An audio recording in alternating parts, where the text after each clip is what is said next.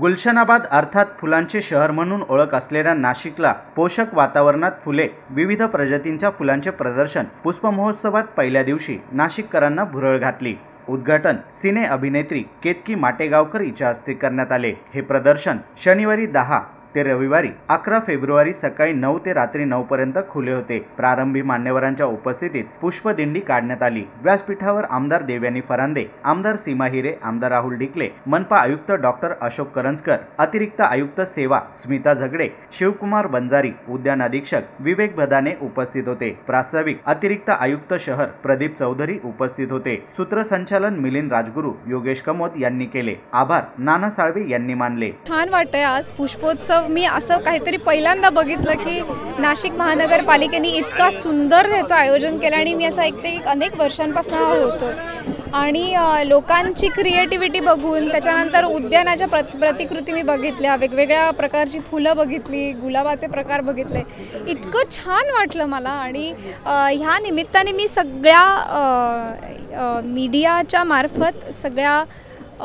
लोकांना, सगळ्या व्ह्युअर्सना मी असं सांगेन की आपला निसर्ग, आपलं जे एक नेचरने आपल्याला जे दिलं आहे, जे गिफ्ट दिलं आहे, फुलं असो, झाडं असो, त्याला आपण नक्कीच त्याची किंमत केली पाहिजे, व्हॅल्यू केली पाहिजे।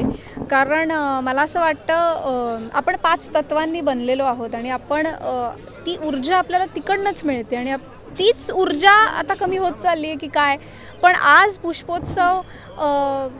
पुष्पोत्सवात येऊन नेचरला कुठेतरी हे काय म्हणतात लोकांपर्यंत पोहोचवण्याचा हा एक उत्तम मेसेज आहे असं मी म्हणेन की आपल्या निसर्गाला जपलं पाहिजे। आणि त्या निमित्ताने हा पुष्पोत्सवाचं हे आयोजन फार छान आहे आणि मला खूप रिफ्रेशिंग वाटलं। आणि मी सगळ्या नाशिककरांना असं सांगेन की जरूर पुष्पोत्सवाला भेट द्या आणि आपापल्या घरीसुद्धा छान छान झाडं आणि फुलं लावा। नाशिक मी जसं म्हणाले तसं इतकं सुंदर आहे, हिरवंगार, आणि जेव्हा मी नाशिकला आले खूप पॉझिटिव्ह एनर्जी मिळाली आणि सगळंच इन्फ्रास्ट्रक्चरसुद्धा जर बघितलं नाशिकचं तर इतकं सुंदर आहे। त्यामुळे निश्चितच सगळे दिग्दर्शक आणि प्रोड्युसर्स त्यांची नजर असते नाशिकवर, कारण आहेच सुंदर ते। त्यामुळे मी असं म्हणेन की नाशिक हे फक्त काय म्हणतात इन्फ्रास्ट्रक्चर वाईजच सुंदर नाही आहे, पण माणसं खूप छान आहेत। नाशिकची द्राक्षंसुद्धा मी खाल्लेली आहेत आणि मी 1 महिनाभर होते शूटिंगला इकडे, तर खूप छान आहे आणि दरवर्षी एक भेट असते नाशिकला, त्यामुळे आवडतं मला यायला इकडे। आजच पुष्पोत्सवाची सुरुवात झालेली आहे। केतकी माटेगावकर यांनी कार्यक्रमाची शोभा वाढवलेली आहे आणि असाच कार्यक्रम हा पुढे 3 दिवस चालू राहणार आहे। शनिवार आणि रविवार देखील आपल्याकडे विविध सिरियलचे कलाकार येणार आहेत। कलर्स मराठी आणि सोनी मराठी या दोघंही सिरियलचे कलाकार, दिग्दर्शक उद्या आपल्याला ह्या ठिकाणी पाहावयास मिळणार आहेत आणि त्यांच्याबरोबर हा पुष्पोत्सव साजरा करता येणार आहे। आणि परवा देखील आपल्याकडे शिवानी बावकर मॅडम आणि हर्षल गायकवाडजी हे असणार आहेत।